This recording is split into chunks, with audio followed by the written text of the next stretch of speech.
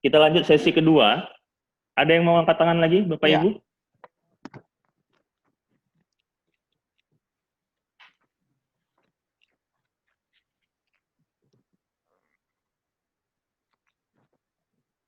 Kalau tidak ada, saya bacakan. Ada masuk pertanyaan Ya. dari yang pertama Bu Ican di Sigli, kemudian ada Nah, Ibu dari Kartika Bu di Ican. Biren, Ya.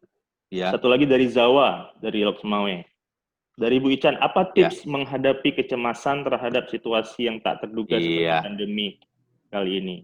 Iya. Yang kedua dari Ibu Dwi di Biren, masa pandemi saat ini, guna memutus mata rantai virus, hampir seluruh siswa di dunia belajar di rumah. Pemantauan guru terhadap Mm-mm. belajar siswa di sekolah dan di rumah sangat jauh berbeda. Bagaimana sikap seorang guru Mm-mm. dalam hal ini langkah yang sudah ditempuh guru antara lain menghubungi anak, berkomunikasi dengan orang tua. Sikap apa selanjutnya yang harus dilakukan guru untuk memotivasi siswa yang belum mempunyai kemandirian dan tanggung jawab dalam Ya. belajar di rumah? Mirip-mirip tadi pertanyaannya, Pak. Ya. Kemudian Ya. yang terakhir dari Loksmawe, Zawa. Di masa Ya. pandemi sekarang, bagaimana cara kita sebagai orang tua memberikan pengertian kepada anak bahwa belajar di rumah itu penting, bukan hanya di sekolah. Kalau di Ya. rumah pasti anak-anak lebih banyak bermain, menonton. Bagaimana melakukan pendekatan kepada si anak bahwa belajar itu Ya. penting, baik di Ya. sekolah maupun di rumah. Iya. Nah, pertanyaan juga sudah saya forward ke Pak Irut, mungkin Pak Irut Ya. bisa langsung menjawabnya. 3 Ya. pertanyaan. Baik. Saya balik sekarang dari yang ketiga, Jawa. Betul. Catatan saya, belajar itu penting, ya. Tapi bermain itu juga penting. Nah, maka bagaimana caranya kita yang di rumah itu mencoba belajar sambil bermain.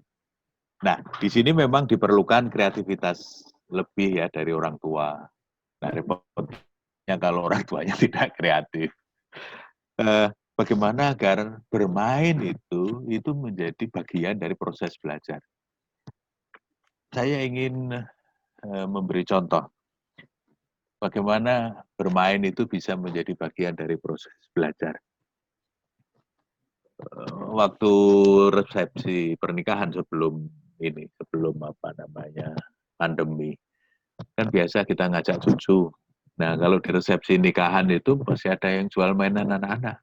Dan salah satu yang disukai anak-anak itu kalau bukan balon, ya mainan yang pakai sabun ditiup kemudian jadi gelembung itu, Pak. Nah, kita kan biasanya beli. Nah, bawa pulang. Dan itu biasanya umurnya nggak panjang karena entah tumpah, entah apa. Anak pengen lagi. Nah, kita ajak bermain. Nah, gimana? Kita bikin sendiri bisa nggak? Itu kira-kira bikinnya pakai apa ya? Oh, itu pakai sabun, kok. Nah, kita coba pakai sabun. Wah, tapi kemarin lingkarannya yang dipakai untuk niup itu nggak ada setelah sabunnya jadi. Terus gimana? Bisa nggak kalau nggak pakai galah yang ada lingkarannya itu bisa nggak?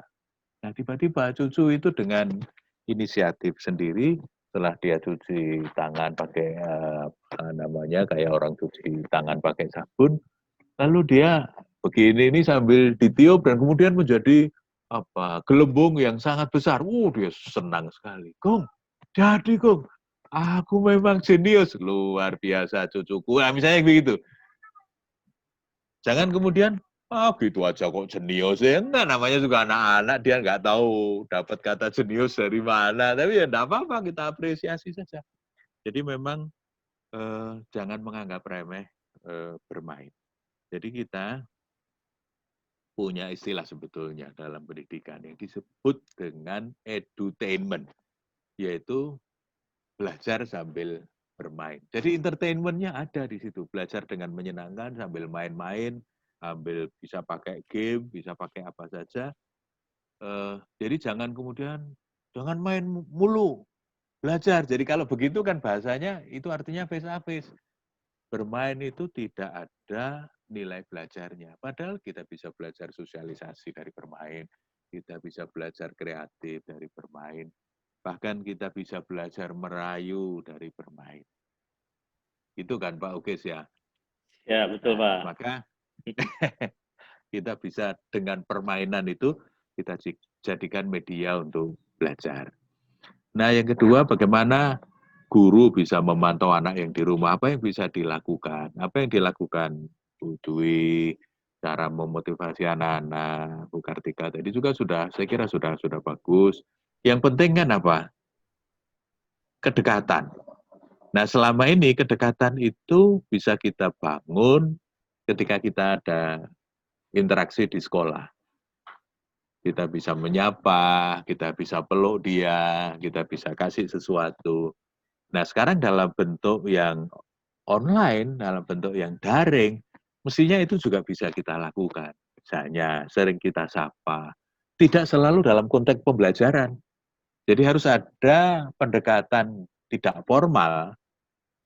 Biasanya tadi, Pak Ukis kan bukan memberi nasihat yang panjang lebar ketika anak itu termotivasi.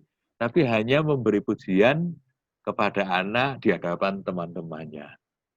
Saya juga punya pengalaman begitu, Pak Ukis. Ada karyawan saya itu yang tiba-tiba saja dia mengatakan saya senang kerja dengan Bapak. Loh kenapa? Padahal mungkin dari sisi salary dan lain-lain juga biasa saja. Tapi dia mengatakan karena Bapak kalau menyuruh sesuatu, biasanya begitu selesai Bapak selalu mengucapkan terima kasih. Jadi rupanya anak buah itu ketika kita kasih ucapan terima kasih itu senang banget. Padahal itu sudah tugasnya dan kita sebagai pimpinan kan boleh aja nyuruh begini begitu. Tapi begitu dia membantu dan kita berucapan terima kasih, rupanya bawahan kita itu senang sekali. Nah, maka kedekatan itu bisa dibangun dengan interaksi yang intensif. Disapa, dikirim salam. Misalnya kita WA kepada orang, bukan menanyakan pekerjaan atau menanyakan PR, tapi just to say hello, kasih greeting aja. Salam ya Bu, buat Citra, misalnya gitu. Nah, nanti kan ibunya menyampaikan, dapat salam dari Bu Dwi, gitu. Itu kan membangun kedekatan. Artinya meskipun Bu Dwi jauh, tapi masih tetap ingat dengan Citra, misalnya gitu. Dan Citra akan merasa diperhatikan meskipun dari jauh. Jadi tidak selalu interaksi kita dengan anak di rumah sebagai guru itu dalam konteks pembelajaran, bisa jadi dalam konteks yang informal untuk membangun kedekatan. Nah, sebab biasanya kalau kita sudah dekat, itu kita minta sesuatu nurut anak. Tapi kalau kita tidak dekat, nah, biasanya kita suruh-suruh malah itu dianggap sebagai beban. Nah, yang terakhir pertanyaan dari Bu Ijan, bagaimana cara mengatasi kecemasan? Kecemasan itu kan sebetulnya wajar ya, orang menghadapi pandemi seperti ini, apalagi punya potensi yang mematikan, itu kan mencemaskan. Nah, sayangnya juga kecemasan ini mudah menular. Artinya kalau emaknya cemas, itu nanti anaknya atau pasangannya juga jadi ikut-ikutan cemas. Ada juga yang menarik dari kecemasan ini. Semakin orang itu pinter, itu punya potensi untuk semakin cemas. Karena apa? Kepintarannya itu untuk membuat skenario negatif yang lebih panjang. Jadi kadang-kadang nggak terlalu pinter itu ada manfaatnya juga, jadi nggak cemas.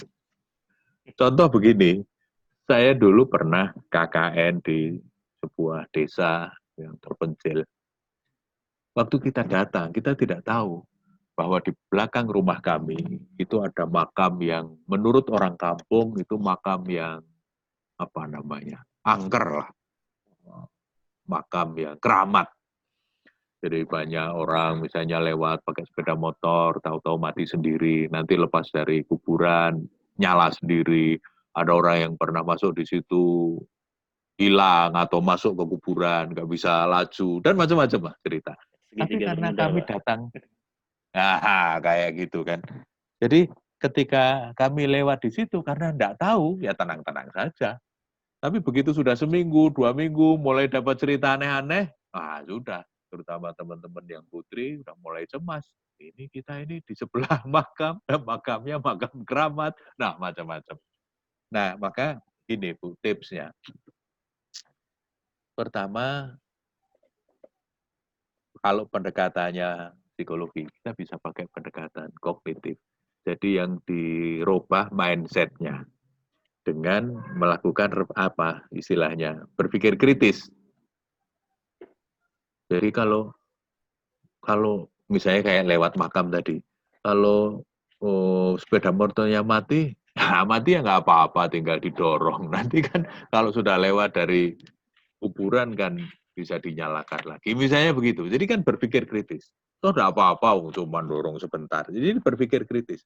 Dan ternyata banyak orang yang mengalami itu juga masih hidup-hidup saja, sehat-sehat saja, tidak apa-apa. Nah, termasuk ketika menghadapi COVID.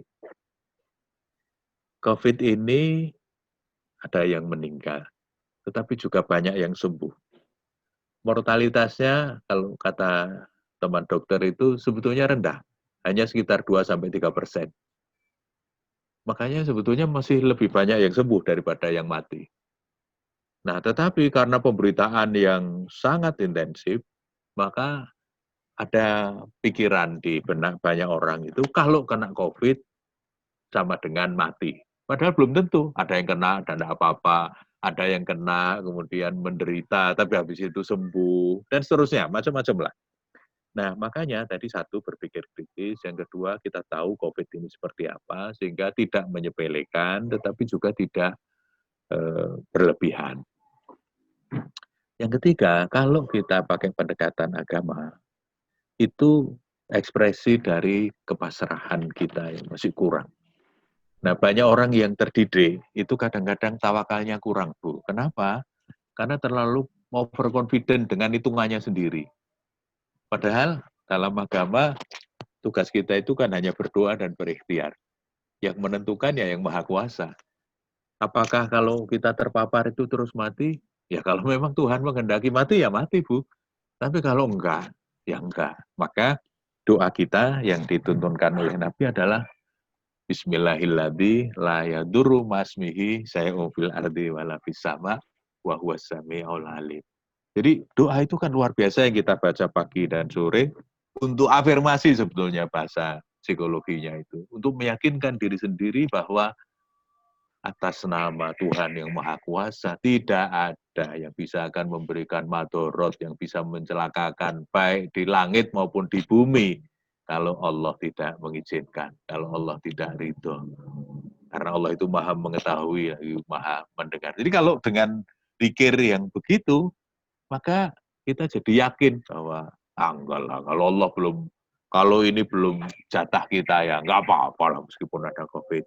Tapi juga sebaliknya, karena kepasrahan kita bagus, andai kata nanti kita kena dan harus meninggal, ya enggak apa-apa, memang saatnya harus meninggal. Nah, misalnya begitu. Ini sebuah sikap batin yang bisa kita bangun supaya kita tidak mudah cemas ketika menghadapi pandemi seperti sekarang ini. Makasih Pak Ukis. Ya, terima kasih Pak Irut. Luar biasa. Jawaban-jawaban dari Pak Irut langsung mengena dan Pak Irut punya contoh-contoh aplikatif yang sangat menarik untuk kita dengarkan. Terima kasih. Bapak Ibu, kita masih ada waktu. Wah, sudah azan di tempat Pak Irut ya? Di Jogja sudah ada. Ya. Tapi nanti solufi buyutikum. Iya Pak. Kita mute dulu Pak Irut. Sebentar. Ya, silakan.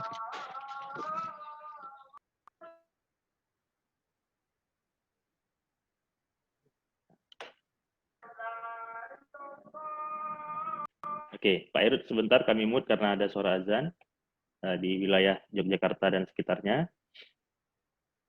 Biar tidak mengganggu. Ya, takut gimana? Buka ya?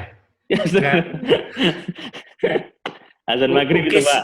Ya, Ukis dengar azan takut buka Pak, jadi di mute. Oke. Bapak Ibu, kita masih ada waktu sekitar 20 menit lagi. Adakah yang bisa kita diskusikan lagi? Mumpung jarang-jarang kita ketemu sama Pak Irut. Silahkan raise your hand.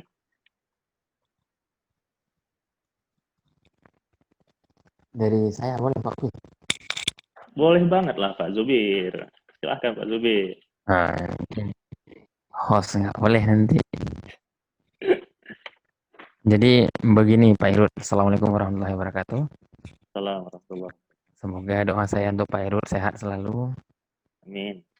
Begini keadaannya Pak Irut, bahwa untuk memahami tugas seorang guru adalah mendidik itu berat sekali. Memahami sebagai pendidik. Karena lazimnya, ini saya rasakan sendiri, justru yang paling mudah adalah kita menghakimi si anak.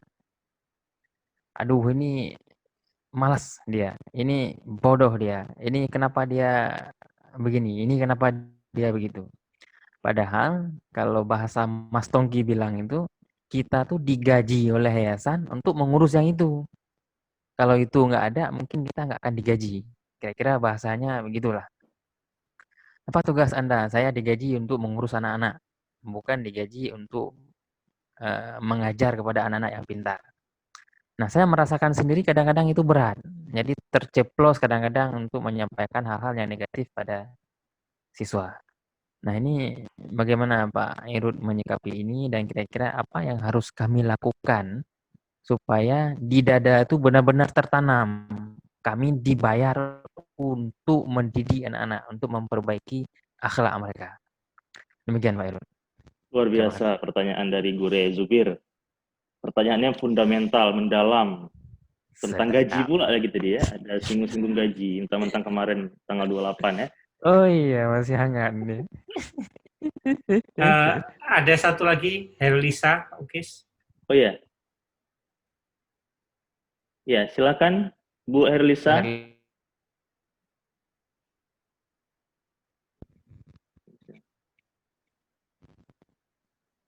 Di unmute dulu Pak. Mana Pak Herlisa? Ya, Oke. lagi cari Bu Herlisa di mana? Oh, oke. Oke. Bu Herlisa, silakan.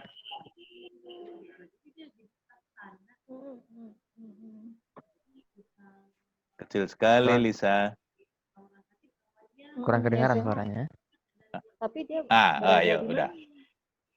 Ya, halo Bu Lisa.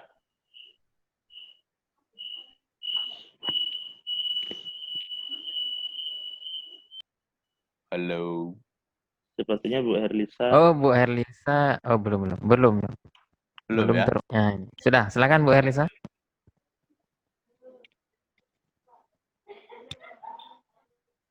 Ya, Bu Herlisa. Halo.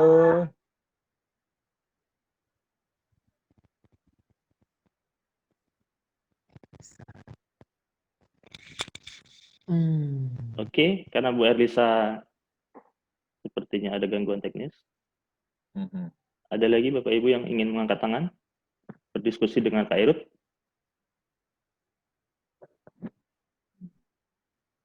Ya, coba lihat. Tadi ada. Tadi saya melihat ada Pak Khairil. Selamat Wis. siang Pak Khairil. Oh, ada Bang Khairil rupanya. Halo Pak Irud, Assalamualaikum. Waalaikumsalam udah. Oh, lamu tak basuh. Saya udah niat jalan ke Jogja Pak Irud, tapi nggak boleh. Itu nggak boleh. Nanti membawa penyakit.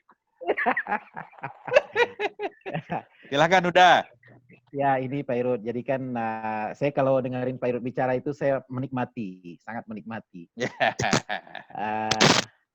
Jadi ini mungkin ada hubungannya dengan yang disampaikan sama Tengku Zubir, bahwa ngajar itu secara ideal, secara textbook, ya semestinya nggak boleh marah, ya kan, nggak boleh memarahi anak, nggak boleh membentak, nggak boleh menyalahkan, ya kan. Tetapi kan marah itu kan sesuatu yang alami juga, sesuatu yang mungkin terjadi pada siapapun. Kalaupun nggak sampai keluar di mulut, ya di dalam hati, gitu kan. Dan kadang-kadang juga ekspresi itu pasti muncul, ya kan. Ya. Nah, saya pernah membaca itu ya Pak Irud, ya mungkin ini salah, tapi karena dia sifatnya alamiah, marah itu adalah alamiah, menegur itu juga sesuatu yang alamiah, maka kita harus cepat-cepat mengembalikan situasi. Nah, ini penting. Jadi ketika itu dilakukan, maka harus cepat-cepat mengembalikan situasinya, mengkondisikan kembali ke situasi normal, di mana sehingga gap tidak menjadi lebar. Ya, berkepanjangan ya. Berkepanjangan. Jadi Jadi jangan sampai berpikir bahwa wah itu kita betul-betul nggak boleh marah. Itu biasa saja begitu. Menurut saya itu juga normal.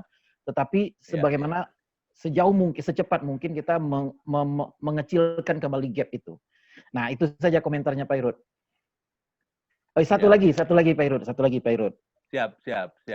Ini saya jadi nggak pede kalau minggu depan mengisi diskusi karena sudah ada Pak Irut.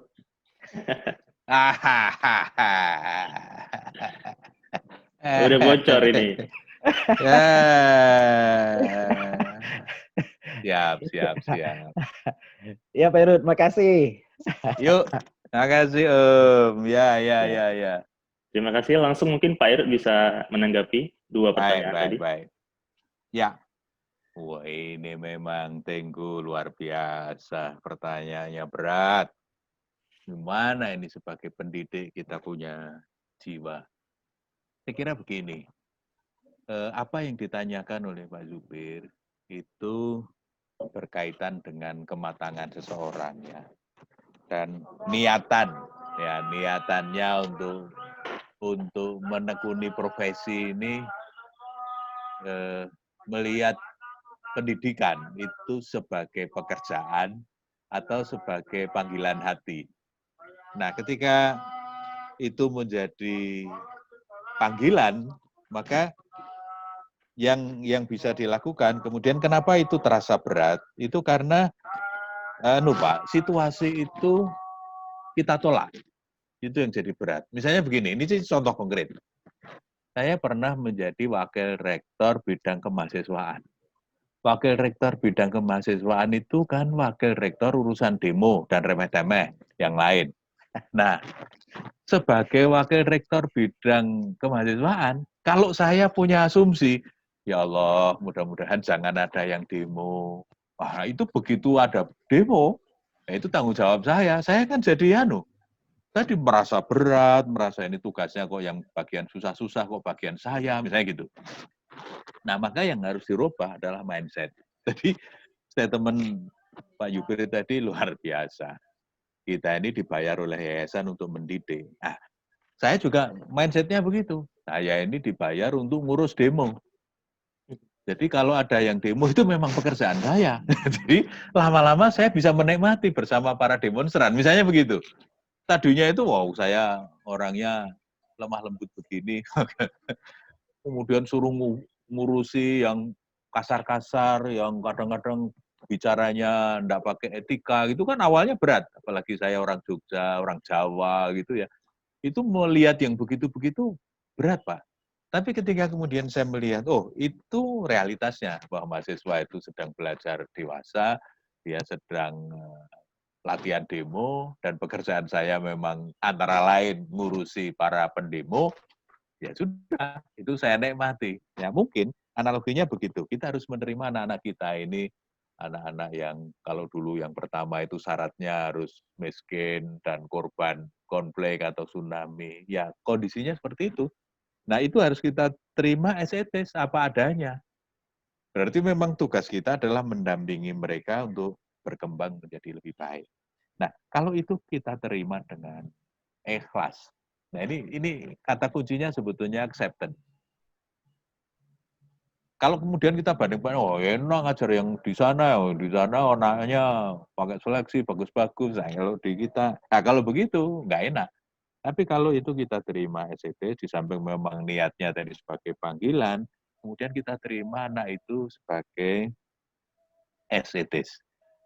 Pak Zubir, saya kemarin baru dapat WA dari teman saya yang menjadi jenderal. Dia bilang, mohon doa segera memasuki masa pensiun. Wah, besok kita bisa ngobrol lebih banyak setelah saya pensiun. Apa yang ingin saya ceritakan kepada Bapak adalah, jenderal tadi itu dulu waktu sekolah bareng saya, itu yang Pak Zubir sebut tadi, bodoh, males. Bahkan menariknya Pak Jenderal itu dulu waktu kita kuliah, kalau dulu ke kuliah kan nilainya diumumkan bareng-bareng. Teman-teman itu kurang ajar. Jadi kalau lihat, yang dilihat itu nama teman jenderal ini. Kalau dia lulus, yang lain mesti lulus. Wah gitu, karena dia dianggap sebagai patokan yang paling bawah. Tapi ternyata dalam karirnya dia bisa jadi jenderal. Jadi masa depan itu tidak linier. Maka tugas kita adalah terima anak itu apa adanya, kemudian kita dampingi, kita bantu yang terbaik, sisanya kita serahkan kepada Yang Maha Kuasa. Kadang-kadang anak-anak yang dulu bandel, dulu alumni-alumni kita juga begitu kan, yang dulu nggak jelas kayak apa prestasinya, tahu-tahu jadi tokoh politik, tahu-tahu sampai ke luar negeri, tahu-tahu kan gitu. Jadi pertama kita terima, yang kedua kita doakan dan kita dampingi, kita buka ruang di masa depan dia supaya bisa berkembang. Maka jangan melihat anak sekarang. Nah, sekarang ini tugas kita melihat dan mendampingi, mendoakan yang tadi disebut Pak Zubir males-males, bodoh-bodoh, ngeyel-ngeyel. Gitu. Nah, nanti karena interaksinya dengan kita, lalu dia menjadi lebih baik. Nah, ini Bang Hairil. Terima kasih komennya. Saya setuju, marah itu alami. Tapi kalau terlalu sering marah, itu bukan saja tidak enak, tapi menguras energi. Jadi percuma saja kita makan enak, gitu ya. Tapi kemudian terbuang percuma hanya karena untuk menahan amarah. Maka kematangan tadi, itu juga menentukan bagaimana kemampuan kita menghandle amarah. Kalau memang saatnya diperlukan, marah itu boleh kok dipraktekkan. Cuma marahnya jangan disertai dengan emosi yang tidak terkendali. Jadi istilahnya itu marahnya terkontrol. Marahnya itu instrumental gitu, Bang. Bukan marahnya yang original, tapi marahnya itu instrumental, menjadi instrumen dalam pembelajaran.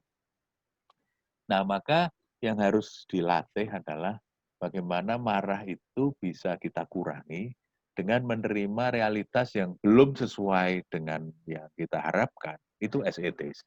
Nah, kemudian baru kita dampingi, kita bantu untuk menjadi lebih baik. Nah, kita tahan. Nah, itu yang disebut sabar kan. Sabar itu salah satu maknanya adalah menahan amarah. Tetapi kalau mau lebih sehat lagi, supaya nggak kena gangguan tensi dan lain-lain, kita maafin aja. Kita maafkan, maka level yang paling tinggi itu sebetulnya pemaaf. Yang paling rendah itu pemarah. Jadi pemarah, kemudian penyabar, lalu naik menjadi pemaaf. Nah, orang yang sudah matang, itu tidak perlu marah. Nabi hampir tidak pernah marah, meskipun dicaci maki. Karena Nabi orangnya sudah matang dan pemaaf. Bukan berarti kemudian dia tidak melakukan sesuatu, tapi masalahnya diselesaikan. Ketika ada mak-mak tua bawa kayu bakar keberatan, dibantu. Sambil jalan ke rumah, mak-mak ini ngomel, mencaci maki Muhammad. Anak muda, jangan kamu percaya kepada omongan Muhammad. Tapi dia terus saja membawakan kayu yang dibawa oleh nenek tua itu sampai di rumah. Nah, ketika sampai di rumah nenek itu, kemudian baru nenek nanya, "Nak, kamu namanya siapa?" "Oh, namaku Muhammad." "Muhammad siapa?" "Ya, Muhammad bin Abdillah." "Loh, berarti kamu tadi yang saya caci maki, yang saya tidak boleh kamu mendengarkan perkataan Muhammad. Tapi kamu nggak marah, kamu nggak apa-apa." "Ya, nggak apa-apa, Nek." Ya itu kan yang kemudian membuat nenek ini terpesona dengan Muhammad. Ternyata Muhammad berbeda dengan yang dikatakan orang. Nah, ini contoh kematangan. Nah, saya khawatir kalau kemudian kemarahan itu terlalu sering diekspresikan, nanti kemujarabannya juga menjadi berkurang. Dosisnya jadi makin tinggi, lalu menjadi kekerasan. Ini yang harus kita hindari. Tapi kalau marahnya instrumental dan terukur, kata Ibnu Arabi, itu harus diletakkan di paling belakang. Itu artinya apa? Jika sangat terpaksa. Tapi kalau tidak terpaksa, ya tidak usah dipakai. Daripada menghabiskan energi dan yang bersangkutan juga kemudian merasa tidak nyaman, ya lebih baik kita cari cara yang lebih positif. Mungkin mengapresiasi yang sudah baik, mungkin diajak diskusi dari hati ke hati, atau dengan cara-cara yang lain yang lebih mungkin begitu, Om. Nanti bisa dilanjutkan sesi depan bersama Pak Khairil Azhar. Terima kasih Pak Ukis. Ya, terima kasih kembali Pak Irut, Pak Khairil dan Pak Yuk. Zubir, terima kasih. Ya, Kita punya 5 menit lagi waktu sebelum ya. berakhirnya sesi. Siapa tahu ada yang mau kasih komentar lagi nih, diskusi. Ada Bapak Ibu? Angkat tangan.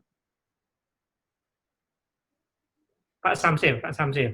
Pak Samsi. Mantap, Bang Biasa. Samsir. Sehat Bang Samsir? Alhamdulillah. Gimana Mas Hero? Sehat Bang. Sehat Bang. Ya YouTube-nya semakin kibar sekarang ya. Tausiah Ramadan. Halo, belajar work from home Bang. tidak anu Bang. Tidak menduga responnya bagus dari halayak. Iya. Mudah-mudahan bisa Saya bikin konsisten. catatan Bang. yang tebal tadi. Ya. Kita ini kan menyadari hidup itu memang tidak linear gitu ya. Ya. Linear. Tapi anehnya itu orang menyadari itu, pembuat kebijakan juga menyadari itu. Faktanya perencanaan kita itu sangat linear semua. Sangat linear ya. Iya. Jadi kita bicara pendidikan, sekolah, kurikulum itu sangat linear. Apa tahapan kan? Ada tolak ukur seperti apa itu sangat linear gitu. Sangat linear ya. Jadi memang bertolakan dengan apa yang realita di lapangan, di masyarakat, dan apa yang sebenarnya kita kerjakan di dunia pendidikan. Gitu. Nah, sekarang, tapi ada yang menarik satu kata tadi yang Mas Rod katakan tadi. Itu yang mana menegosiasikan tadi. Jadi tujuan di kurikulum itu kan sudah fix gitu. Ya. Tinggal di sekolah tadi bagaimana membangun kreativitas untuk negosiasi bagaimana cara mencapai tujuan itu. Gitu. Jadi tetap kita harus mengakomodasi itu. Kalau tidak kita menjadi tidak ikuti peraturan yang ada gitu kan. Karena sekolah ini diatur oleh pihak luar kan. Jadi kurikulum orang luar bikin gitu kan. Kemudian aturan-aturan yang lainnya pihak luar yang bikin. Nah, sekarang sekolah bagaimana bisa menemukan kreativitas. Tadi yang saya menarik kata-kata negosiasi tadi. Jadi bagaimana kita menegosiasikan gitu kan. Setiap proses pembelajaran untuk capai tujuan itu mungkin tidak satu cara, tapi bisa banyak cara yang ditempuh. Tapi tetap tujuan itu perlukan untuk kita capai. Kalau tidak, ya kita akan tinggalan kereta dari yang lain-lain. Karena pada akhirnya kan menggunakan indikator yang ditetapkan oleh eksternal tadi. Kira yang di komentar saya. Terima kasih Mas Hero. Ya, mantap. Setuju Bang. Ya. Silakan langsung ditanggapi Pak Irut. Iya, setuju. Wah, kalau sudah senior yang ngomong kan ahli kurikulum, ya kan? Setuju. Jadi tetap harus ada pola, tetapi pola ini bisa dinegosiasikan, bisa di-breakdown, bisa dikembangkan sedemikian rupa. Itu kan standar minimal sebetulnya. Kalau kita mau lebih dari itu juga boleh. Dengan cara yang berbeda, cara mencapainya juga boleh. Jadi sebetulnya masih terbuka ruang yang luas untuk dinegosiasikan. Baik itu kurikulum, cara penilaian, cara pembelajaran, termasuk apa yang akan dipelajari. Mungkin Bapak Ibu, catatan saya yang terakhir barangkali begitu. Kita perlu lebih tenang mendiskusikan. Sebetulnya yang lebih diperlukan sebagai bekal anak-anak kita itu di masa depan itu sebetulnya apa? Supaya dia nanti kalau masuk ke masa depan itu tidak gagap. Kita kan ingin anak-anak kita itu suksesnya di masa depan. Jangan kelihatan sukses di sini, ranking 1, dapat medali, tapi nanti ke depan hidupnya tidak bisa berarti. Nah, saya merasa bahwa apa yang ditawarkan oleh Hitagogi ini bisa kita pertimbangkan untuk mempersiapkan apa sebetulnya yang perlu ditonjolkan ya, diprioritaskan untuk pembekalan anak-anak kita di masa yang akan datang. Karena tanpa pilihan yang tepat, nanti kasihan, anak-anak kita akan jadi gagap ketika menghadapi dunia yang sangat terbuka, yang semuanya bisa dinegosiasikan, orang bebas mengatakan apa saja. Bayangin kalau orang bebas mengatakan apa saja, lalu anak kita ini pemarah, kan repot. Bagaimana kalau kita dikata-katain tapi tetap tersenyum dan kemudian menjawab dengan cool, itu kan enak. Nah, mudah-mudahan catatan-catatan kecil ini ada manfaatnya untuk kita semua.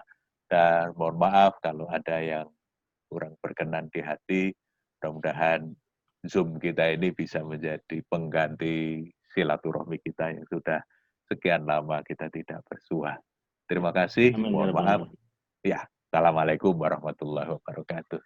Waalaikumsalam warahmatullahi wabarakatuh. Terima kasih banyak Pak Selamat Irut. berpuasa. Selamat berpuasa. Tadi sekaligus Pak Irut sudah closing statement, menyampaikan kata-kata penutupnya. Dan terima kasih juga tadi Pak Samsir bergabung, meluaskan ide kita pada hari ini, diskusi kita pada hari ini. Luar biasa. Kemudian ada Pak Khairil juga tadi bergabung. Tadi bocorannya Pak Khairil akan di sesi berikutnya ya, tapi temanya kita belum punya, belum dapat bocoran temanya. Nah, itu sangat menarik, mungkin pekan depan bersama Pak Khairil, tokoh dari Minang. Oke, saya moderator hari ini, mohon maaf kalau ada kesalahan kata-kata. Nanti insya Allah saya dan Iza akan merangkum, resume kita diskusi kita hari ini dalam sebuah dokumen. Nanti kita akan sebar melalui direktur sekolah. Saya kembalikan kepada host kita pada hari ini, Pak Tongki. Terima kasih. Assalamualaikum warahmatullahi wabarakatuh. Waalaikumsalam warahmatullahi wabarakatuh.